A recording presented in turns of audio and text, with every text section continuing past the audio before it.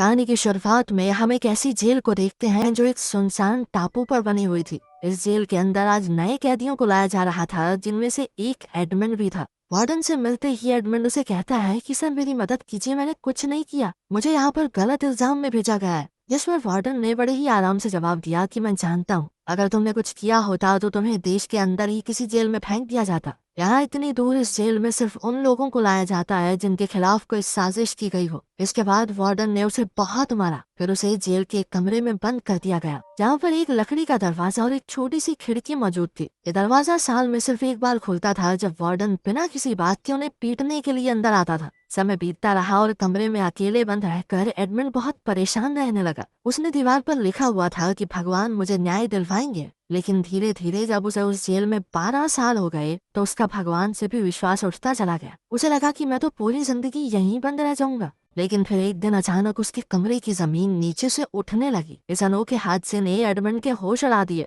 उसे लगा जैसे कोई भूत उसके सामने आ गया हो। कुछ देर घबराने के बाद एडमंड ने देखा कि जमीन के नीचे से एक इंसान बाहर आ रहा था। जमीन के नीचे से निकला हुआ यह आदमी एबे है, जो कि यहाँ से नीचे वाले फ्लोर का कैदी है। पिछले 5 साल से वो एक सुरंग खोद रहा था। किस्मत ने ऐसा चक्कर चलाया कि वो सुरंग सीधा एडमंड के कमरे में आ निकली, मानो भगवान का कोई इशारा हो। एबे के आने से एडमंड को एक साथी मिल गया था, जिससे वो बातें कर सके, क्योंकि इतने समय से कमरे में अकेला बंद रह के वो पागल सा होने लगा था। इसके बाद एबे ने बहुत उत्साह से एडमंड को अपने कमरे में बुलाया। उधर एडमंड बहुत खुश था कि उसे पत्थरों से दीवार पर निशान बना बना के समय नहीं काटना पड़ेगा।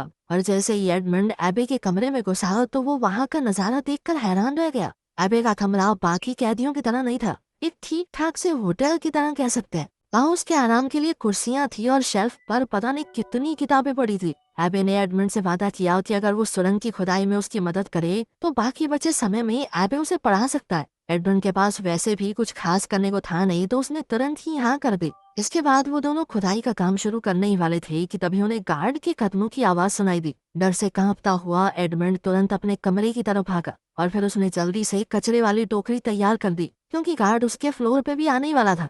इस जेल में कमरे का दरवाजा सिर्फ 2 बार ही खुलता है, एक बार कचरा लेने और एक बार शाम का खाना देने के लिए। इसके अलावा पूरे दिन में दोनों के पास बहुत वक्त होगा, जिसमें वो बिना पकड़े जाने की चिंता किए आराम से खुदाई कर सकते हैं सुरंग की। इसके बाद एबे ने अपने बालों का एक छोटा सा गुच्छा काटा, पत्थर से चिंगारी निकाल कर उसने बालों को जलाया और एक मोमबत्ती रोशन की। फिर वो दोनों जैसे तैसे सुरंग में घुसकर आगे खुदाई करने लगे। नीचे बहुत कम जगह थी, तो खोदना कोई आसान काम नहीं था। एबे का अंदाजा था कि इसी स्पीड से चलते रहे तो जमीन के बाहर तक पहुंचने में उन्हें कम से कम 3 साल और लगेंगे। एक दिन आराम करते हुए एडमंड को एबे की ये किताब में पता चला कि एबे कभी एक बहुत अच्छा तलवारबाज सिपाही हुआ करता था। इसके बाद तो एडमंड ने जिद पकड़ ली कि अगर एबे उसे तलवारबाजी नहीं सिखाएगा तो वो नहीं खोदने वाला आगे सुरंग। एडमंड का अब अपनी जिंदगी में सिर्फ एक ही मकसद था, अपने दुश्मनों से बदला लेना। उसकी बातें सुनकर एबे मान गया और एडमंड को लड़ाई का हुनर सिखाने के लिए तैयार हो गया। एबे ने समझाना शुरू किया कि रफ्तार ही एक योद्धा की सबसे बड़ी ताकत है। एबे ने कमरे में टपक रही बूंदों से एडमंड को एक तकनीक सिखाने का सोचा। उसने टपकती हुई पानी की धार से अपना हाथ इतनी तेजी से गुजार दिया कि वो गीला ही नहीं हुआ, और कहा कि जिस दिन तुम्हारे हाथ इतने तेज हो जाएंगे उस दिन एक काबिल योद्धा बन जाओगे तुम। इसके बाद एबे वापस खुदाई करने चला गया और उधर एडमंड ने अपनी प्रैक्टिस जारी रखी। कुछ दिनों बाद एबे ने दरवाजे से लकड़ी के फट्टे तोड़कर नकली तलवार बना ली और एडमंड को बढ़िया तरीके से तलवारबाजी सिखाने लगा। जब उसकी तलवारबाजी की ट्रेनिंग खत्म होती तो एडमंड पढ़ाई पर ध्यान देता। अब उसका पूरा दिन पढ़ाई, खुदाई और तलवारबाजी की प्रैक्टिस में निकल जाता। कुछ महीनों बाद एडमंड की तलवारबाजी में जबरदस्त सुधार आया। अब एबे को दिखने लगा था कि एडमंड उससे भी बढ़िया तलवारबाज बन चुका है। एक शाम बातचीत के दौरान एडमंड को पता चला कि एबे पहले स्टेडियाज नाम के बहुत ही अमीर परिवार के लिए काम करता था। उसके मालिक ने बहुत दौलत कमाई थी और अब नेपोलियन ने एबे को इसी खजाने की जानकारी हासिल करने के लिए कैद करवा रखा है। ये सुनकर एडमंड को बहुत गुस्सा आया, क्योंकि वो भी नेपोलियन के धोखे की वजह से ही अंदर बंद है। दिन पर दिन सुरंग की खुदाई उन्हें आजादी के और करीब ले जा रही थी। एक दिन उन्हें सुरंग की जमीन में पौधों की जड़ें दिखने लगी, जिससे एबे ने हिसाब लगाया कि वो दोनों बाहर निकलने के काफी करीब है। ये बात जानकर दोनों की खुशी का ठिकाना ही नहीं था। लेकिन जल्द ही कुछ ऐसा हुआ कि उनकी खुशी मिट्टी में मिल गई। सुरंग तेजी से हिलने लगी और फिर जोरदार आवाज के साथ बहुत सारे पत्थर और मिट्टी उनके ऊपर गिर पड़े, जिनके नीचे एबे दब गया। घबरा कर एडमंड ने तुरंत पत्थर हटाए और एबे को बाहर निकाला। दरअसल उन्होंने गलत दिशा में खुदाई कर दी थी। सुरंग की खुदाई में उनसे जरूर कुछ गलती हुई थी, क्योंकि ऊपर से एक खाने वाला डब्बा भी नीचे गिर गया था। एक बहुत भारी पत्थर एबे की छाती पर गिरने की वजह से वो गंभीर रूप से घायल था। अपने फेफड़ों में चोट आने की वजह से किसी भी वक्त उसकी जान जा सकती थी। अपने आखिरी लम्हों में एबे ने एक कमजोर आवाज के साथ एडमंड को बताया कि कमरे में एक पत्थर के नीचे एक किताब मिलेगी। उस किताब के भी नीचे कुछ छुपा हुआ है। एडमंड को वहाँ से उसी खजाने का नक्शा मिला जिसके चक्कर में एबे यहाँ कारागार में बंद था। नक्शे को देखकर एडमंड भौचक्का रह गया। एबे ने उससे वादा किया कि वो इस दौलत का इस्तेमाल हमेशा अच्छाई के लिए करेगा और गलत कामों से जितना हो सके दूर रहेगा। एडमंड ने वादा किया, जिसके थोड़ी देर बाद ही एबे की मौत हो गई। एडमंड की आंखों में आंसू थे, क्योंकि उसे लग रहा था कि वो दोबारा से अकेला हो गया। तभी गार्ड खाना देने आया तो एडमंड दीवार के पीछे छुप गया। गार्ड ने आवाज भी लगाई पर कोई जवाब नहीं मिला। जब वो चेक करने अंदर आया और उसने एबे की लाश देखी तो वो घबरा कर अपने सीनियर्स को रिपोर्ट करने चला गया। एडवर्ड ने तेजी से सुरंग का मुंह छुपाया और वापस चला गया। कुछ देर बाद गार्ड अपने कुछ साथियों के साथ वापस आया और एबे के शरीर को बॉडी बैग में डाल दिया। एडमंड सुरंग में छुपकर उनके जाने का इंतजार कर रहा था। जैसे ही गार्ड्स वहां से गए, एडमंड खामोशी से कमरे में घुसा और एबे की लाश को देखने लगा। लाश को देखते हुए एडमंड के दिमाग में एक आइडिया आया। उसने जल्दी से एबे की लाश की जगह ले ली। कुछ देर बाद वार्डन अपने आदमियों के साथ लाश को वहां से ले जाने के लिए आया। ये जेल एक सुनसान टापू पर थी, इसीलिए उन्होंने सोचा कि लाश को समुद्र में फेंक देना ही सही रहेगा। इस दौरान एक गार्ड खाना लेकर एडमंड के कमरे में गया, लेकिन जब बार बार दरवाजा खटखटाने के बावजूद भी किसी ने चूं तक नहीं की तो गार्ड को शक हुआ। वो दरवाजा खोलकर अंदर गया, लेकिन वहाँ उसे एडमंड नहीं बल्कि एबे की लाश मिली।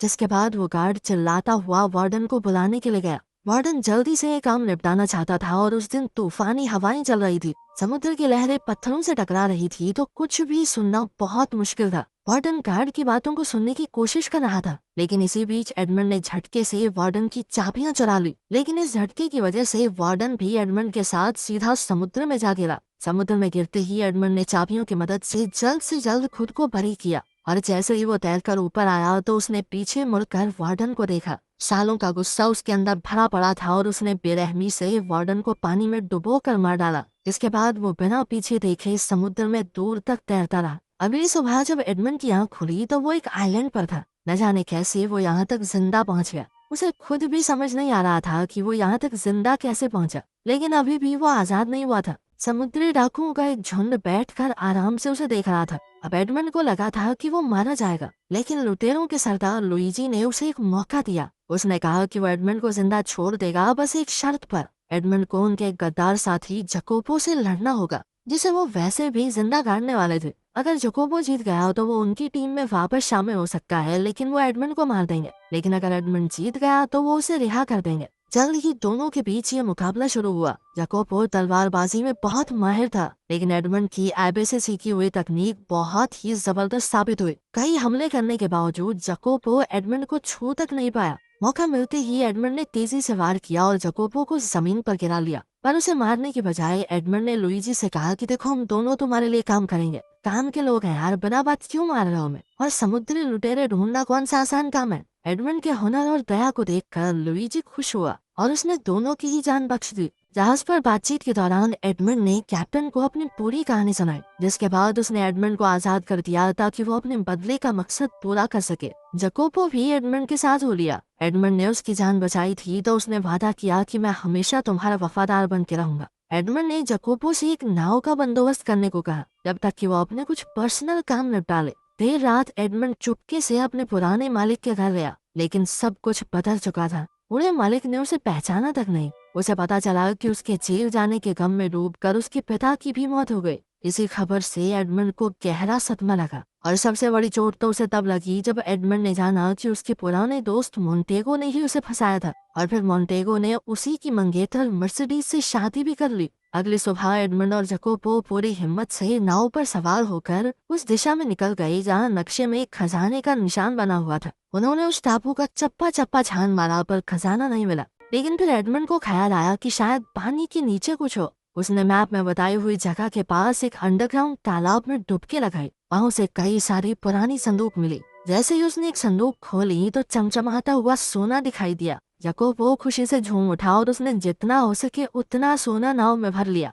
लेकिन पूरे खजाने को ले जाने के लिए तो उन्हें बड़े जहाज की जरूरत थी। लेकिन एडमंड के अंदर खुशी से ज्यादा अभी भी बदले की आग थी। उसने फैसला किया कि ये दौलत बस एक ही काम आएगी, उसके बदले का रास्ता बनाने के। सबसे पहले एडमंड ने एक बड़ा आलीशान घर खरीदा और अपने आप को फ्रांस के एक नए रईस के रूप में सबके सामने पेश किया। साथ ही उसने अपने आसपास के बाकी रईस लोगों को भी अपने शानदार घर में एक पार्टी के लिए बुलाया। जल्द ही उसकी दावतों और शहनशाही अंदाज ने सबके बीच उसे मशहूर कर दिया। रईस लोग अब एडमंड में दिलचस्पी लेने लगे, लेकिन असल में एडमंड ये सब अपने धोखेबाज दोस्त मोंटेगो का ध्यान खींचने के लिए कर रहा था। लेकिन वो तो बिना उससे बात किए निकल गया। एडमंड की पुरानी मंगेतर मर्सिडीज ने मोंटेगो से शादी तो कर ली थी, पर उसे कभी खुशियां नहीं मिल सकी। जुए, शराब और शबाब में सारा पैसा उड़ा देने के बाद अब मोंटेगो बैंक से लिया हुआ पैसा चुकाने की हालत में नहीं था। ऊपर से एडमंड ने कुछ ऐसी चालें चली कि मोंटेगो को कहीं और से भी पैसों का जुगाड़ करना मुश्किल हो जाए। जकोबो ने एडमंड को खबर दी कि मोंटेगो का एक बेटा भी है, एल्बर्ट। इसके बाद एडमंड ने एक सुंदर औरत और अपने लुटेरे दोस्तों के साथ मिलकर एल्बर्ट की फर्जी किडनैपिंग करवाई,